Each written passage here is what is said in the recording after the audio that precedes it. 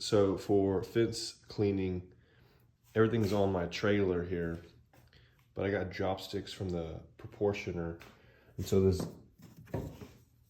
this one here with the green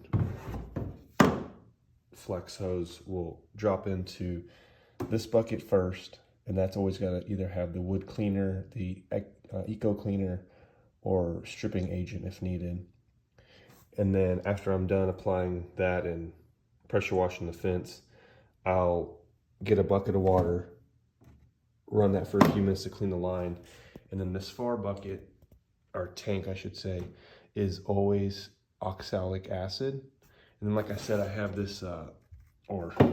this, chopped in half flagpole, stick down there and mix around, agitate if needed.